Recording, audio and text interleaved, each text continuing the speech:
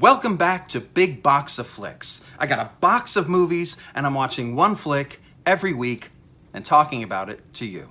And this week, I'm talking about Steamboat Bill Jr. by the incomparable Buster Keaton. And he was incomparable. Nobody did what he did until, at least, Jackie Chan. Or they certainly didn't do it as well as he did. Keaton's story is so tragic, we won't have time to get into that here, that I am hesitant to speak ill about any of his work. Except, perhaps, for this one, which isn't really funny. If Harold Lloyd was the godfather of romantic comedies and Charlie Chaplin was the master of sentiment, Buster Keaton's characters really came to life best when his back was up against the wall. Keaton was the guy you should never underestimate. He could be the dumbest of the dumb, but back him in a corner and he'd come out swinging with the most absurd physical pratfalls and insane stunts of the age. Keaton has been copied for generation by greats from the Marx Brothers to the aforementioned Jackie Chan. And why? Because he did the impossible. And the impossible is a whole lot of fun to watch. That's the theory, at least. Which brings me to Steamboat Bill Jr. Steamboat Bill Jr. is a fish out of water, fish in the water, out again, in again, out again. Let's call it a fish on the water story in which Keaton plays the son of Steamboat Bill, the owner of a steamboat, the Ubers of the 19th century. Steamboat Bill's business is going under thanks to the latest competition, another steamboat. Folks, this movie is 90 years old. What you gonna do? So, Keaton shows up in the midst of this, along with an audience just waiting to laugh. I was waiting to laugh too. And I waited a really long time.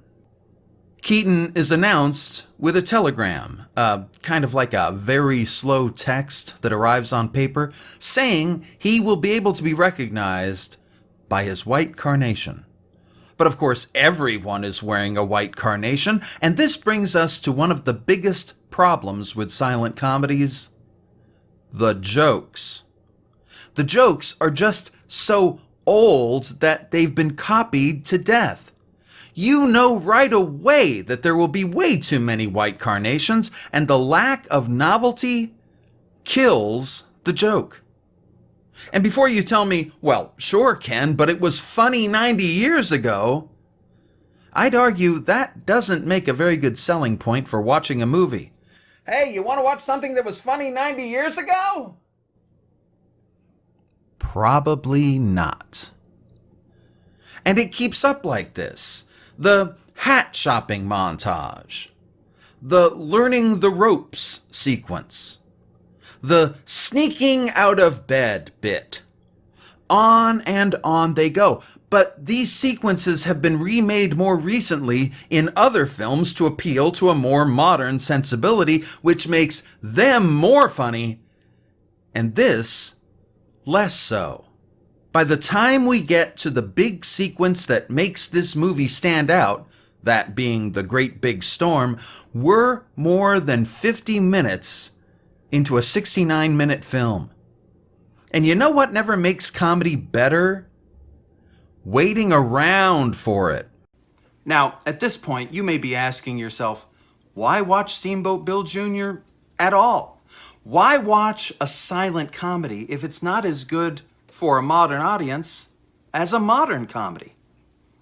I had to ask myself this when I sat down to watch Steamboat Bill Jr. critically, and not just for my own amusement. I had to find out what makes this a good movie. The thing about comedy is that comedy ages. Comedy gets old. Comedy dies. Try watching a stand-up comic from the 50s. I dare you.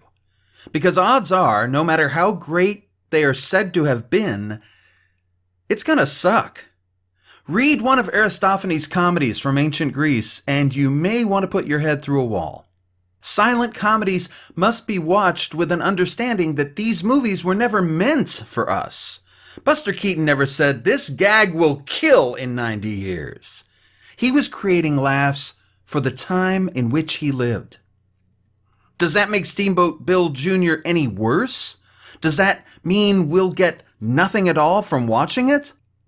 No, absolutely not. The key is to realize that this isn't meant for you. So you have to put on your perspective goggles and appreciate it simply for what it is and not for what it can give you.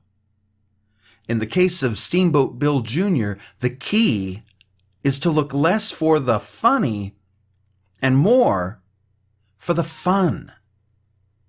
Fun? Yes, I said fun.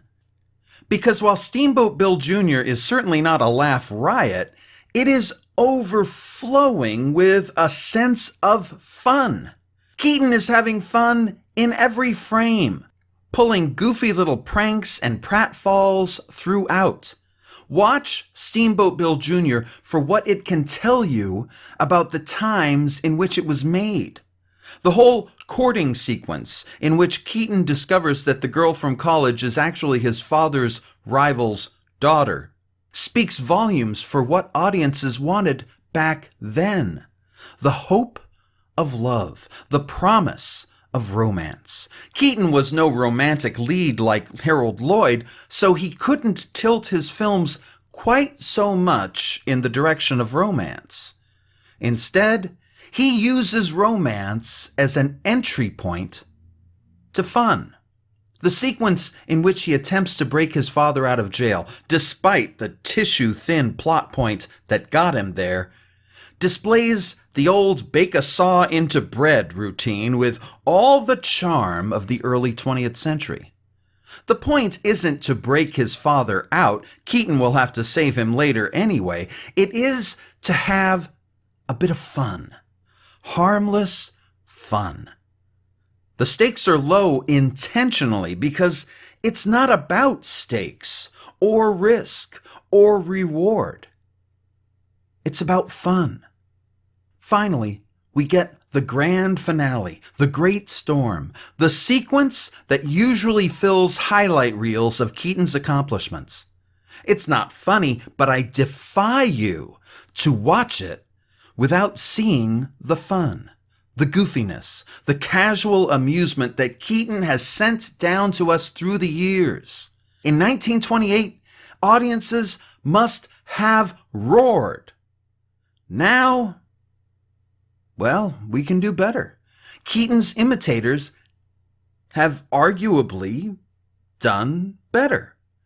But that doesn't remove the charm or the fun. Think of Steamboat Bill Jr. as a fine wine from a century ago. It's not exactly like current vintages, but it does hold a kind of greatness. Just not the kind we're used to drinking. And that's Steamboat Bill Jr. I hope you enjoyed it, and I hope you give it a chance yourself. Next week, we're going to continue with the silent comedies with a little Harold Floyd flick called Safety Last. I hope you come back. And there you have it. You've just survived another Ken LaSalle video. For more information about new releases, projects in the works, or even stuff from the archives, head on down to kenlasalle.com. You can also find me on Facebook, Twitter, and all around social media, just as long as it's called Facebook or Twitter. Thanks for your support, as always.